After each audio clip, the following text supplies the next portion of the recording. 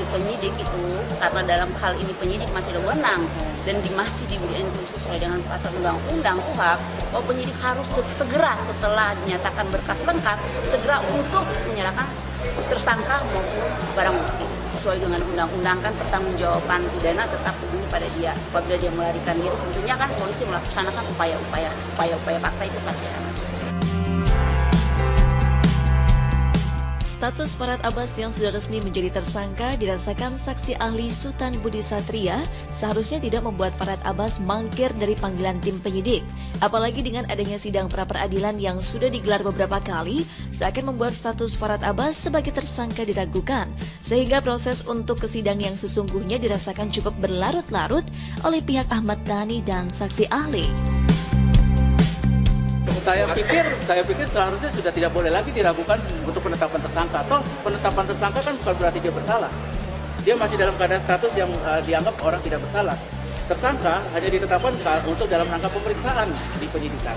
Jadi nggak ada kaitannya. Setiap kelihatannya yang dipermasalahkan adalah penetapan tersangka itu menjadi suatu hal yang menghukum.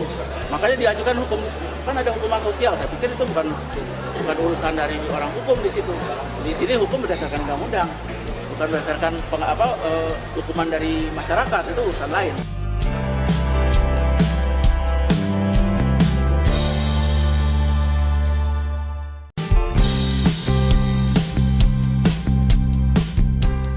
Status Farhad Abbas sebagai tersangka sekaligus DPO dalam kasusnya bersama Ahmad Dhani, hal ini entah mengapa membuat sosok Farhad menghilang begitu saja. Kepergian Farhad Abbas ke Singapura beberapa waktu lalu membuat pihak kepolisian akan menjemput paksa jika pengacara kondang ini tidak memenuhi panggilan penyidikan atas kasusnya bersama Ahmad Dhani. Apalagi mengingat status Farhad sebagai DPO atau daftar pencarian orang yang sudah dilaporkan tim penyidik lantaran sulitnya menemukan Farhad beberapa waktu belakangan ini.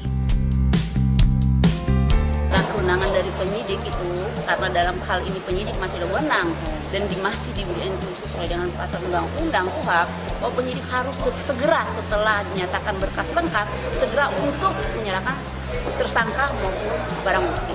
Sesuai dengan undang-undang kan pertanggungjawaban pidana tetap berhubung pada dia. Apabila dia melarikan diri, tentunya kan polisi melaksanakan upaya-upaya paksa itu pasti akan. Status Farhad Abbas yang sudah resmi menjadi tersangka dirasakan saksi ahli Sutan Budi Satria seharusnya tidak membuat Farhad Abbas mangkir dari panggilan tim penyidik. Apalagi dengan adanya sidang pra-peradilan yang sudah digelar beberapa kali, seakan membuat status Farhad Abbas sebagai tersangka diragukan, sehingga proses untuk ke sidang yang sesungguhnya dirasakan cukup berlarut-larut oleh pihak Ahmad Dhani dan